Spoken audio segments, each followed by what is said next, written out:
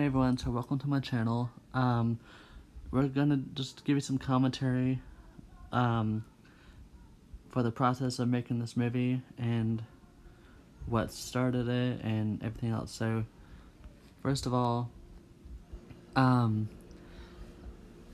mother was always interested in serial killers, and so was I. And Jeffrey Dahmer is definitely one of the most interesting amongst the others, simply because he didn't think of himself as evil and, didn't really understand himself as to why.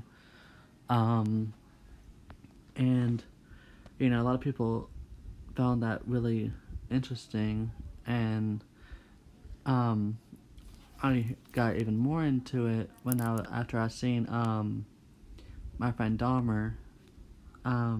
It's a really, really good movie.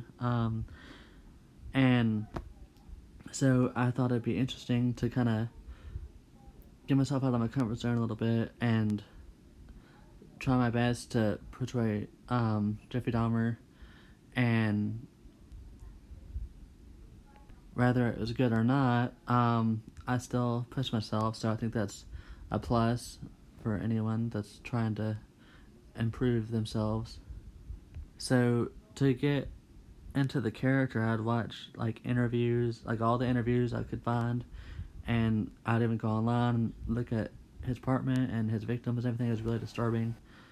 And I would watch the other two movies that's based on him, The Secret Life of Jeffrey Dahmer, which is horrible. But just to get a feel of what other directors were doing with his story, and then I watched the other film, Dahmer, starring Jeremy Renner, on YouTube, and they were both on YouTube for free. Which I don't think neither of them were as interesting or as well done as Jeffrey Dahmer or My Friend Dahmer.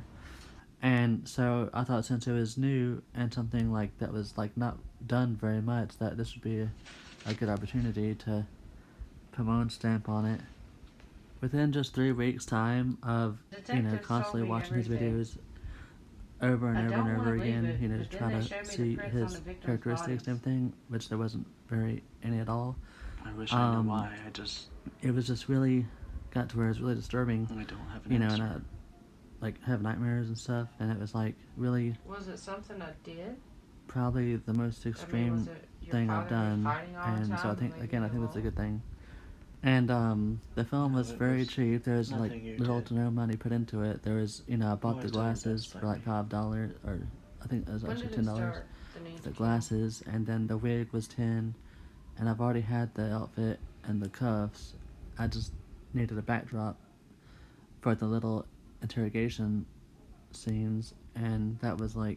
And I bought a skeleton for $70, which I had needed to buy that anyway for future other films. But I wanted it for this too, so that was the most expensive thing. But it was worth it. I mean, not really, because the quality is terrible, but anyway.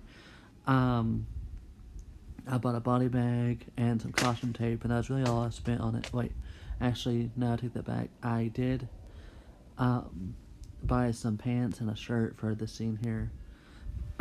And it was really hot because it was corduroy pants, and not even that you could see it, but yeah. And my co-star here, April, she's always dying, so I thought I'd give her a break and let her live for once. And Jeffrey never killed his mother, obviously, which is kind of surprising. But I love black and white, so I wanted to put that into the film too, to show the flashbacks and to make it obvious that it is. And that's me running across the bridge because I couldn't find someone else to be in the film. And it's really difficult to do movies at all whenever it's very little crew members, and I'm basically doing the camera work and never done it, the editing, everything myself as well, and the writing. So it's a lot to take on even for a short film, but it's really fun. And that was really hot water, so that's why you of all people thought I raised you right. But and after everything, I still love you. Real emotion, I don't know how. And plus, I didn't really care for taking water to the face.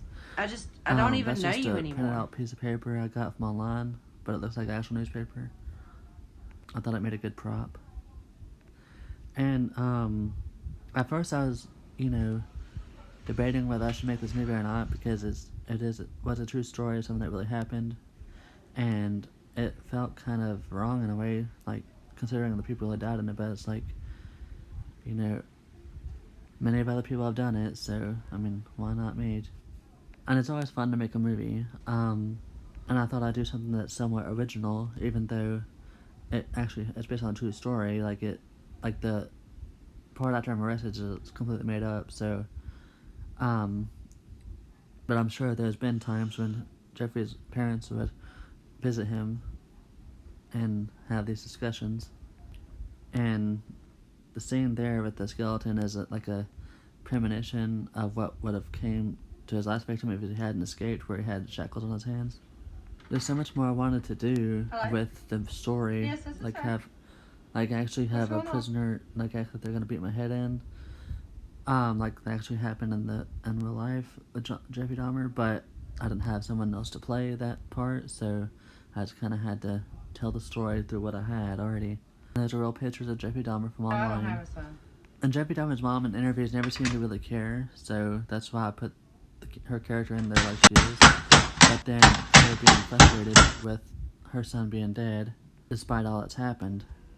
And of course I couldn't have a courtroom or a crowd of people, so I thought this would be a good way to use it. I just have my recording on a cassette tape, and I think it worked out really well. And the movie was really fun to do, and really was a challenge for me. But I've always loved acting and filmmaking, everything that goes with it. And I painted the skeleton also, and there's a tutorial of it on my channel. But I hope you enjoyed the commentary, and most of all, I hope you enjoy the movie itself. Thank you for watching and listening.